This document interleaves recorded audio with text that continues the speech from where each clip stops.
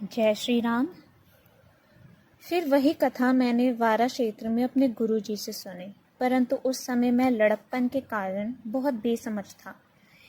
इससे उसको उस प्रकार समझा नहीं। श्री राम जी की गुड़ कथा के वक्ता और श्रोता दोनों ज्ञान के खजाने होते हैं। मैं कलयुग के पापों से ग्रसा हुआ महामूढ़ जड़ जीव भला उसको कैसे समझ सकता था। तो भी गुरुजी ने जब बार बार कथा कही तब बुद्धि के अनुसार कुछ समझ में आई। वही अब मेरे द्वारा भाषा में रची जाएगी, जिससे मेरे मन को संतोष हो। जैसा कुछ मुझ में बुद्धि और विवेक का बल है, मैं हृदय में हरि की प्रेरणा से उसी के अनुसार कहूँगा। मैं अपने संदेह, अज्ञान और भ्रम को हरने वाली कथा रचता हूँ, जो संसार रूपी नदी के पार करने के लिए नाव है। राम कथा पंडितों को विश्राम देने वाली, सब मनुष्यों को प्रसन्न करने वाली और कलयुग के पापों का नाश करने वाली है। राम कथा कलयुग रूपी सांप के लिए मोरनी है और विवेक रूपी अग्नि प्रकट करने के लिए अरनी है। राम कथा कलयुग में सब मनोरथों को पूर्ण करने वाली कामधेनु गो है और सज्जनों के लिए सुंदर संजीवनी जड़ी है। पृथ्वी पर यही अमृत की नदी है, जन्म मरण रूपी भय का नाश करने वाली और भरम रूपी मेंढकों को खाने के लिए सर्पणी है। ये राम कथा असुरों की सेना के समान नरकों का नाश करने वाली और साधु रूप देवताओं के कुल का हित करने वाली पार्वती है। ये संत समाज रूपी श्री रस शिर समुद्र के लिए लक्ष्मी जी के समान है और संपूर्ण विश्व का भार उठाने में अचल पृथ्वी के समान है। यमदूतों के मुख पर कालीख लगाने के लिए ये जगत में यमुना जी के समान है और जीवों को मुक्ति देने के लिए मानो काशी ही है। ये श्री राम जी को पवित्र तुलसी के समान प्रिय है और तुलसीदास के लिए तुलसी के समान हृदय से हित करने वाली है।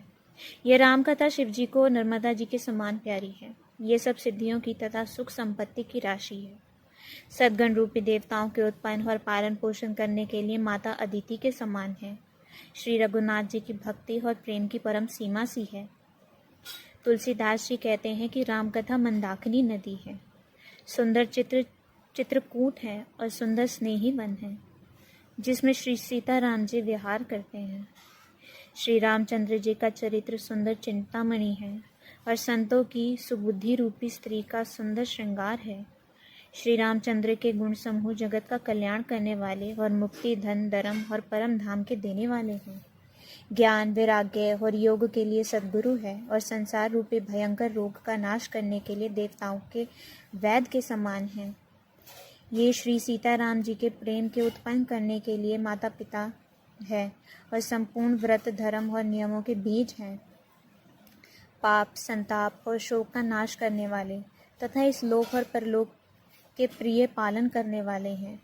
विचार रूपी राजा के शूरवीर मंत्री और लोभ रूपी अपार समुद्र के सोखने के लिए अगस्त्य मुनि हैं। भक्तों के मन रूपी वन में बसने वाले काम, क्रोध और कलयुग के पाप रूपी हाथियों के मारने के लिए सिंह के बच्चे हैं। शिव जी के पूज्य और प्रियतम अतिथि हैं और दरिद्रता रूपी दावन के लिए बुझाने के लिए कामना पूर्ण करने वाले मेघ हैं। विषय रूपी सांप का जहर उतारने के लिए मंत्र और महामणि हैं। ये ललाट पर लिखे हुए कठिनता से मिटने वाले बुरे लेखों को मिटा देने वाले हैं। अज्ञान रूपी अंधकार के हरण करने के लिए सूर्य की किरणों के समान है और सेवक रूपी धान के पालन करने में मेघ के समान है। मनोवंचित वस्तु देने में श्रेष्ठ कल्पवृक्ष के समान है और सेवा करने में हरिहर के समान श्लोक और सुख देने वाले हैं। सुख विरूपी शरद ऋतु के मन रूपी आकाश को सुशोभित करने के लिए तारागढ़ के समान और श्री राम जी के भक्तों के तो जीवन धन ही है। संपूर्ण पुण्यों के फल महान भागों के समान है। जगत का छल रहित हित करने में साधु संतों के समान है। सेवकों के मन रूपी मानसरोवर के लिए हंस के समान और पवित्र करने में गंगा जी और तरंगमालाओं के समान है। श्री राम जी के गुणों के समूह कुमार्ग, कुतर्क, कुचाल और कलयुग, कपट, दंभ और पखंड के जलाने के लिए वैसे ही है जैसे ईंधन के लिए प्रचंड अग्नि। रामचरित्र पूर्णिमा के चंद्रमा की किरणों के समान सभी को सुख देने वाले हैं, परंतु सज्जन रूपी कुमुदिनी और चकोर के चित्त के लिए तो विशेष हितकारी और महान लाभदायक है। जिस प्रकार श्री पार्वती जी ने श्री शिव जी से प्रश्न किया और जिस प्रकार से शिव जी ने विस्तार से उसका उत्तर कहा, वह सब कारण मैं विचित्र कथा की रचना करके गाकर कहूँगा। जिसने ये कथा पहले ना सुनी हो वह इसे सुनकर आश्चर्य ना करे। जो ज्ञानी इस विचित्र कथा को सुनते हैं वह ये जानकर आश्चर्य नहीं करते कि संसार में राम कथा की कोई सीमा नहीं है। राम कथा अनंत है। उनके मन में ऐसा विश्वास रहता है नाना प्रकार से रामचंद्र जी के अवतार हुए हैं और 100 करोड़ तथा अपार रामायण है। कल्प भेद के अनुसार श्री हरि सुंदर चरित्रों को मुनि ऋषियों ने अनेकों प्रकार से गाया है। हृदय में ऐसा विचार कर संदेह न कीजिए और आदर सहित प्रेम से इस कथा को सुनिए। श्री रामचंद्र जी अनंत हैं, उनके गुण भी अनंत हैं और उनकी कथाओं का विस्तार भी असीम है। ये तत्व जिनके विचार निर्मल हैं वह इस कथा को सुनकर आश्चर्य नहीं मानेंगे। इस प्रकार सब संदेह को दूर करके और श्री गुरु जी के चरण कमलों की रज को सर पर धारण करके मैं पुनः हाथ जोड़कर सबकी विनती करता हूँ, जिससे कथा की रचना में कोई दोष स्पर्श ना करने पावे।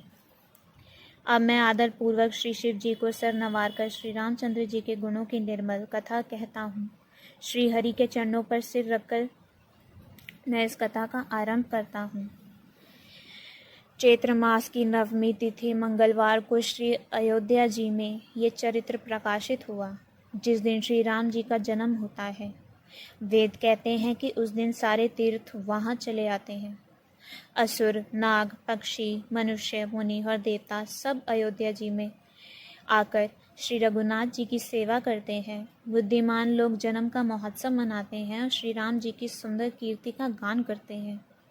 सज्जनों के बहुत से समूह उस दिन श्री सरयू जी के पवित्र जल में स्नान करते हैं और हृदय में सुंदर श्याम शरीर श्री रघुनाथ जी का ध्यान करके उनके नाम जप करते हैं। वेद पुराण कहते हैं कि श्री सरयू जी का दर्शन, स्पर्श, स्नान और जलपान पापों को हरता है। ये नदी बड़ी ही पवित्र है। इसकी महिमा अनंत है, जिसे विमल बुद्धि वाली सरस्वती जी भी नहीं कह सकती। ये शोभायमान अयोध्यापुरी श्री रामचंद्र जी के परम धाम की देने वाली है। ये लोकों में प्रसिद्ध है और अत्यंत पवित्र है। जगत में 4 खानी के अनंत जीव हैं। इनमें से जो कोई भी अयोध्या जी में शरीर छोड़ते हैं वह फिर संसार में नहीं आते। मृत्यु जन्म के चक्कर से छूटकर भगवान के परम धाम में निवास करते हैं।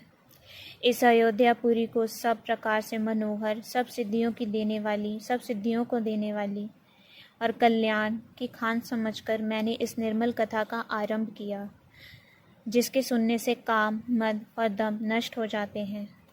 इसका नाम रामचरितमानस है, जिसके कानों से सुनते ही शांति मिलती है। मन रूपी हाथी विषय रूपी दावनले में जल रहा है। ये यदि इस रामचरितमानस रूपी सरोवर में आ पड़े तो सुखी हो जाए।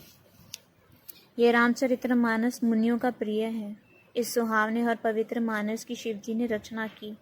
ये तीनों प्रकार के दोषों, दुखों और दरिद्रता को और कलयुग की कुचालों और सब पापों को नाश करने वाला है।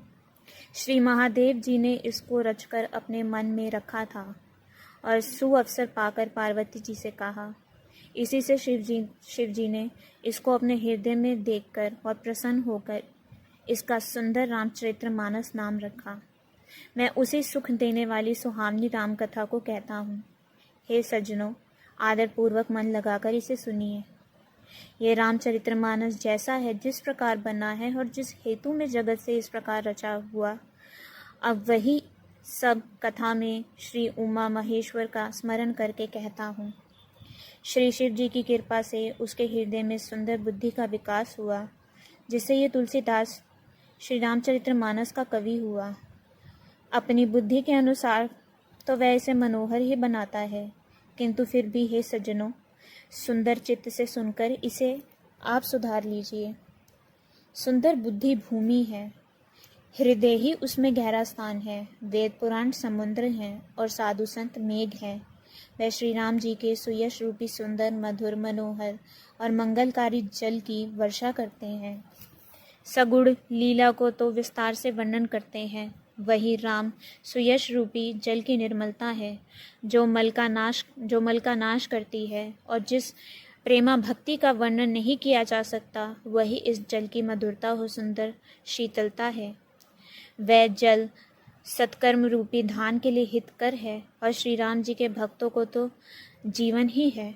वह पवित्र जल बुद्धि रूपी पृथ्वी पर गिरा और सिमटकर सुहावने कान रूपी मार्ग से चला, और मानस रूपी श्रेष्ठ स्थान में वह भरकर वहीं स्थिर हो गया।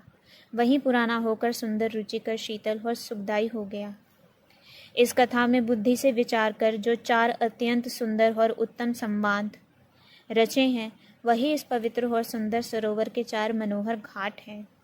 7 कांड ही इस मानस सरोवर की सुंदर 7 पीढ़ियां हैं, जिनको ज्ञान रूपी नेत्रों से देखते ही मन प्रसन्न हो जाता है।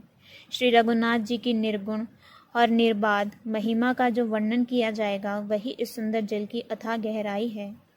श्री रामचंद्र जी और सीता जी का यश अमृत के समान जल है। इसमें जो उपमाएं दी गई हैं, वही तरगड़ों को मनोहर विलास है। सुंदर चौपाइयाँ ही इसमें घनी फैली हुई पुरियन है, और कविता की युक्तियाँ सुंदर मणि उत्पन्न करने वाली सुहावनी सिपियाँ हैं। जो सुंदर छंद, सोठे और दोहे हैं, वही इसमें बहुरंगे कमलों के समूह सुशोभित हैं। अनुपम अर्थ, ऊंचे भाव और सुंदर भाषा ही पराग, मकरंद और सुगंध है। सत्कर्मों के उन भोरों की सुंदर पंक्तियां हैं। ज्ञान, वैराग्य और विचार हंस हैं। कविता की ध्वनि, वक्रत्व, गुण और जाति ही अनेकों प्रकार की मनोहर मछलियां हैं। अर्थ, धर्म, काम, मोक्ष, ये चारों ज्ञान विज्ञान का विचार के कहना, काव्य के 9 रस, जप, तप, योग और वैराग्य के प्रसंग, ये सब इस सरोवर के सुंदर जलचर जीव हैं। सुकृति जनों के, साधुओं के और श्री राम नाम के गुणों का गान ही विचित्र जल पक्षियों के समान है। संतों की सभा ही सरोवर के चारों ओर अमराई है, और श्रद्धा वसंत ऋतु के समान कही गई है। नाना प्रकार से भक्ति का निरूपण और क्षमा, दया और दम लताओं के मंडप है। मन का निग्रह, यम, नियम ही उनके फूल हैं। ज्ञान फल है, और श्री हरि के चरणों में प्रेम ही इस ज्ञान रूपी फल का रस है, ऐसा वेदों ने कहा है। इसमें और भी जो अनेक प्रसंगों की कथाएं हैं, वह ही इसमें तोते, कोयल आदि रंग बिरंगे पक्षी हैं। कथा में जो रोमांच होता है, वही वाटिका, बाग और वन है, और जो सुख होता है, वही सुंदर पक्षियों का विहार है। निर्मल मन ही माली है, और प्रेम रूपी जल से सुंदर नेत्रों द्वारा उसको सींचता है।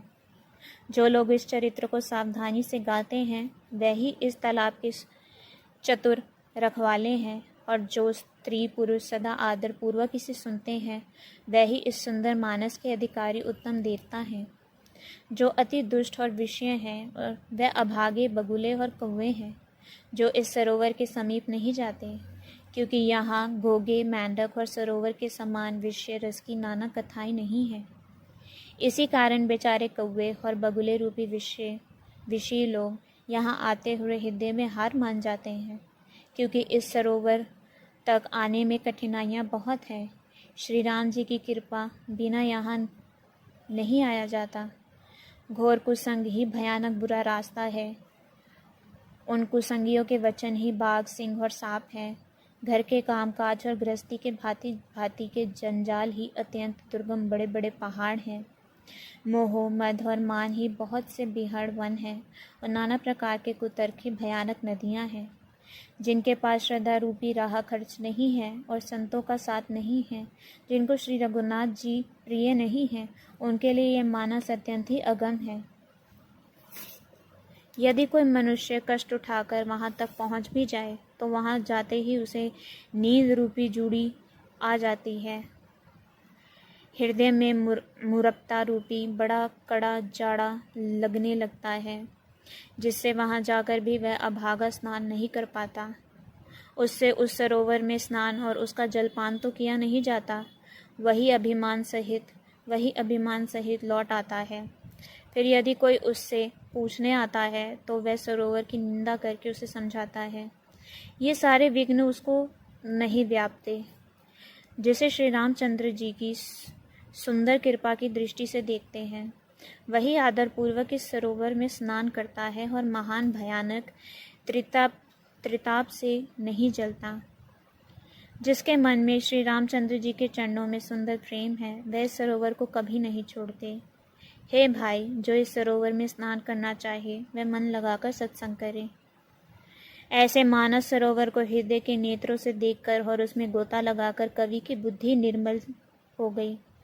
हृदय में आनंद और उत्साह भर गया और प्रेम तथा आनंद का प्रवाह उमड़ आया।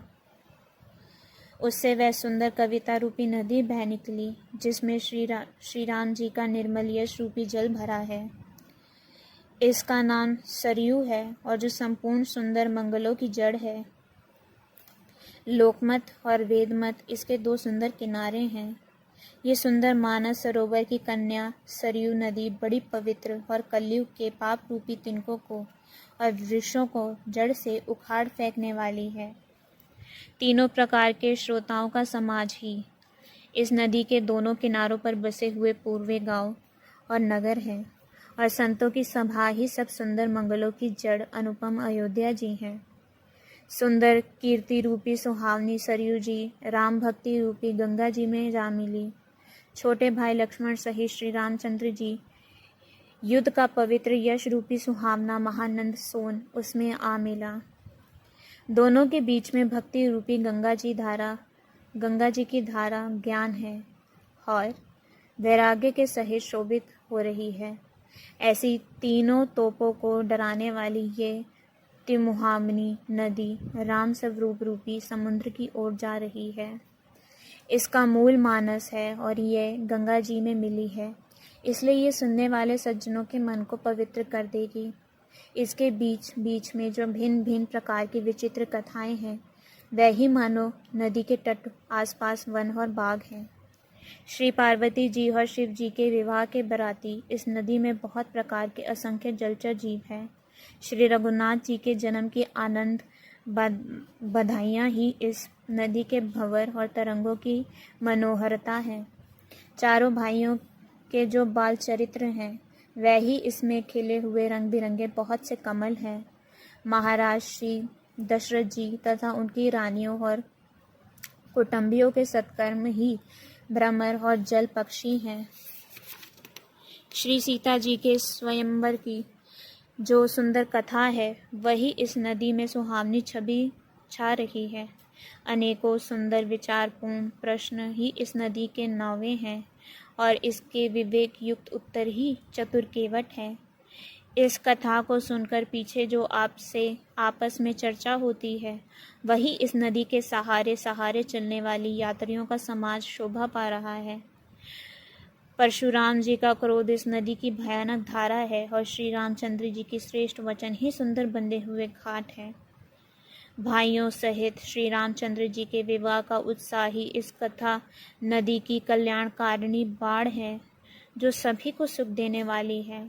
इसके कहने सुनने में जो हर्षित और पुलकित होते हैं, वही पुण्य आत्मा पुरुष है, जो प्रसन्न मन से इस नदी में नहाते हैं। श्री रामचंद्र जी के राज तिलक के लिए जो मंगल साज सजाया गया, वही मानो पर्व के समय इस नदी पर यात्रियों के समूह इकट्ठे हुए हैं। कैकेयी जी की कुबुद्धि भी इस नदी में काई है, जिसके फलस्वरूप बड़ी भारी विपत्ति आ पड़ी। संपूर्ण अनगिनत उत्पातों को शांत करने वाला भरत जी का चरित्र नदी तट पर किया जाने वाला जपयज्ञ है। कलयुग के पापों और दुष्टों के अवगुणों को जो वर्णन है, वह ही इस नदी के जल का कीचड़ और बगुले कुएं हैं। यह कीर्ति रूपिणी नदी चौहों ऋतुओं में सुंदर है, तभी सभी समय यह परम सुहावनी और अत्यंत पवित्र है। इसमें शिव पार्वती जी का विवाह हेमंत ऋतु है। श्री रामचंद्र जी का जन्म उत्सव सुखदायी शरीर ऋतु है। श्री रामचंद्र जी के विवाह समाज का वर्णन ही आनंद मंगलमय ऋतुराज वसंत है। श्री राम जी का वनगमन दुसह ग्रीष्म ऋतु है और मार्ग की कथा ही कूड़ी धूप और लू है।